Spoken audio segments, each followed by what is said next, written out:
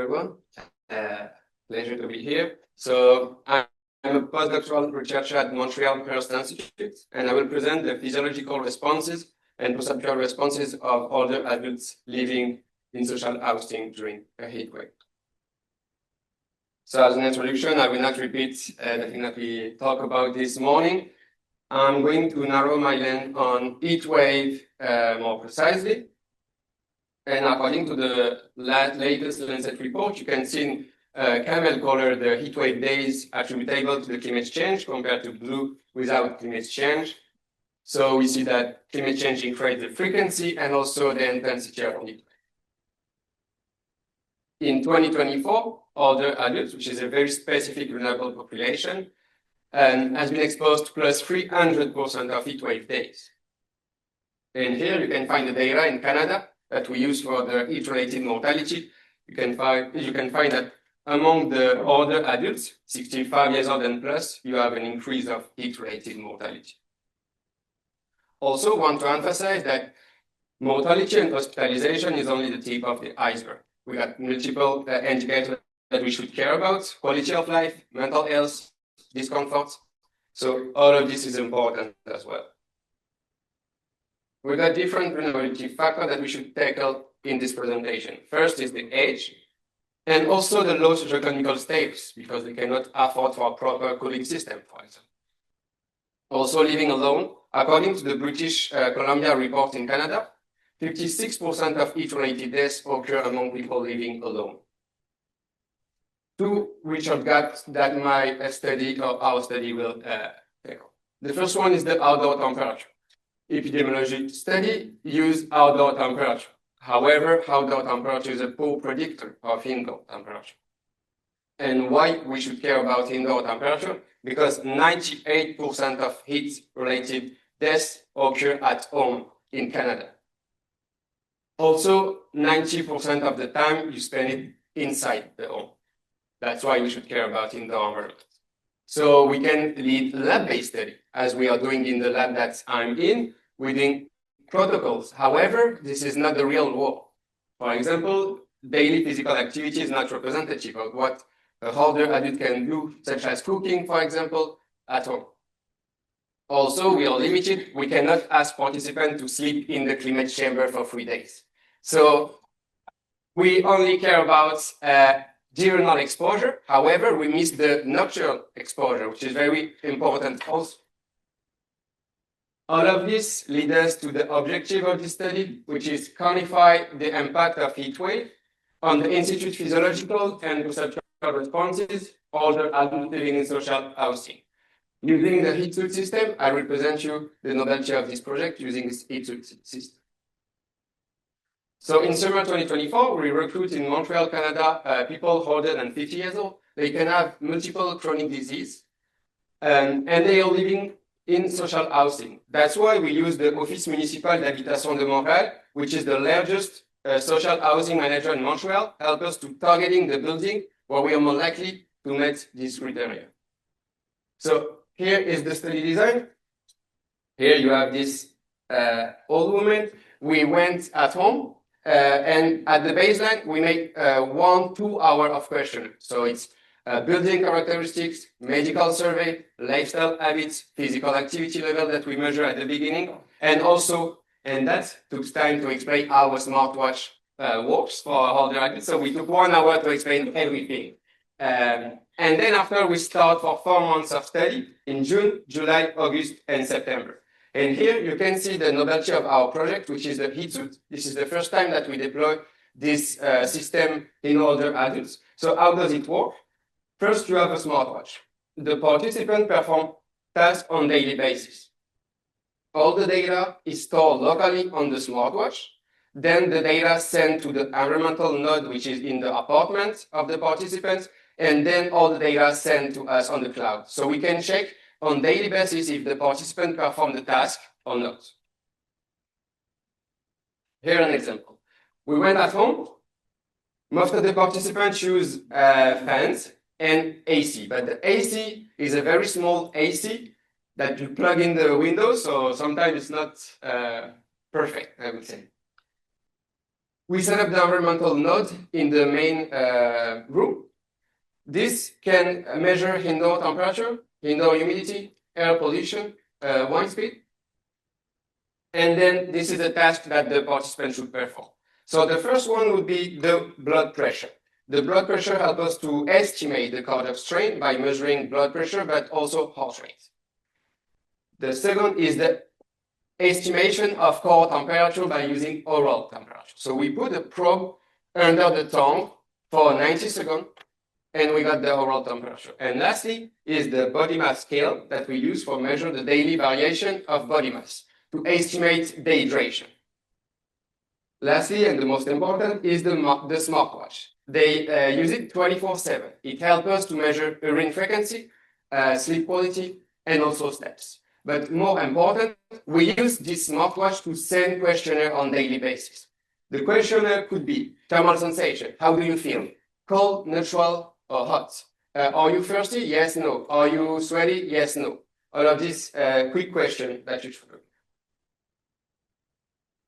Here you can find, so we measure 3 times a day for 4 months. So morning, afternoon, and night, and you perform the task between such some time windows. Sometimes it's not respected, but we try to respect it as much as possible. So you can ask, wow, this is a lot of tasks to do during 4 months, 3 times a day. However, we have already performed a compliance study and feasibility study with Professor Ravanelli, who was in postdoc in our lab. Now he's working in Singapore, but he created from scratch this heat-suit system. And we have already, the compliance was overall good for some indicator and excellent for some other. Since heatwave has not a strict definition, we use the Montreal definition of heatwave, which is an average of 3 days above 33-degree maximal temperature and 23-degree minimal temperature. So for the results, we got one heatwave, only one, at the very beginning of the summer, which is probably the more deadliest when you occur at the beginning of the summer. We took 1 week before as a reference and 1 week after as a recovery period. According to the Montreal Public Health Department, we found 40 heat-related deaths during this 5 days period and 18 heat stroke. I should mention that the people who die from heat died at home for 93%, and the only 1% who died not at home was homeless people. Fortunately, in our study, we had no death, no severe symptom, and if symptoms occur, no medical assistance was required. So we recruit 26 participants, 81% women, mean age around 70, and BMI around 29. For the low socioeconomic status, 77% living alone, 42% reach high school, 42% reach high school or less, and finally, all of the participants was under the livable income of Quebec. In euros, it's about 12,000 euros annually. So this is for the low socioeconomic status. Finally, 7 out of 10 had at least one cardiometabolic disease, and 6 out of 10 has at least one mental issue. And 24% perceive themselves as very unhealthy. 80% got a previous heat symptom during the last summer, and 23% qualified heat as a disaster. 65% owns fan, and 87% own 65% own AC, and 87% owns fans. And I want to emphasize that own doesn't necessarily mean use it in this population. So we took the airport temperature for the outdoor. We got before, during, and after the heat wave. You can see here the mean and the SD for each period. You can have the max temperature, the average, and the mean. You can see that during the heat wave, you can have an increase of outdoor temperature. For the indoor temperature now, you got the 95% confidence interval here. You got the SD for each date, the minimal, maximal, average temperature before, during, and after the heat wave. During the heat wave, we have a significant increase in indoor temperature, also in relative humidity. And we took as a reference the 26-degree threshold that we use in Canada, according to Kenny and Al publication. And we were surprised, but more than half of the people have an average indoor temperature above this threshold during and after the heat wave. Most important, we got 2 heat alerts with the same participants. So for the 3 days of heat wave, the average indoor temperature over the day was about 33 degrees. So we called the participants. It was pretty funny, but he said, I'm quite hot, but everything is fine. And he's using AC every day. Regarding the physiological outcome now, we found no difference on any physiological outcome. So for the daily body mass change, we haven't found meaningful difference. For the cardiac strain estimated by the heart rate, we split the data in morning, afternoon, and night. We got no difference for the systolic blood pressure and diastolic blood pressure, neither. And finally, for the daily oral temperature change, when we compare morning, afternoon, and night, we found no difference or meaningful difference. Regarding the thermal sensation, however, we got the proportion of respondents here. You got the modality of response, cold, neutral, and hot. And we can see that during the heat wave, people tend to feel more hot compared to before and after. Same for sweaty. During the heat wave, we have an increase feeling sweaty compared to before and after.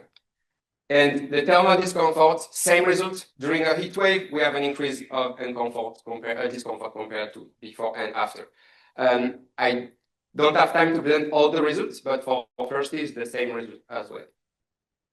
So as a conclusion, a 3-day heat wave raised indoor temperature, humidity, and altered perceptual responses among older adults living in social housing. However, in other words, among this population, feeling thermal discomfort, feeling sweaty, feeling thirsty doesn't necessarily mean that your body is under severe stress or physiological strain. But we got few limits in this study. Future work should include population from diverse area on the island of Montreal, but in Canada overall. Longer heat wave, because it was the shortest possible, only 3 days of heat wave, and scarce heat resilience resources. We were surprised that more than 60% use AC in this low socioeconomic population. So that's why we need to have a more representative population. And finally, I want to thank the Lab of Human and Integrative Physiology of Professor Daniel Gagnon, where we take pleasure to study heat as a therapy with the sauna and foot immersion. And also we are scared about the heat as a threat for human health, and we are mainly using lab-based study. Also, this project took part in the small, bigger project that we are in. It's the Global Center for Heat Adaptation. So Professor Daniel Gagnon and Professor Jennifer Vanos in US lead this Global Center for Heat Adaptation. And we use the heat suit across the world in different populations, children, different settings also. And we start by US, Colombia, Singapore, Australia, and many more to come. And I will end by this. We got funding, so the journey will continue. We got funding for 3 more years, and we are going to lead heating. So we are about to have more than 100 participants, and we're going to set a threshold, indoor threshold, to see there are any physiological strain above this threshold. Thank you for your attention, and if you are interested, I put the QR code for the Global Center adaptation, the heat suit system, and my personal website if you want. Thank you.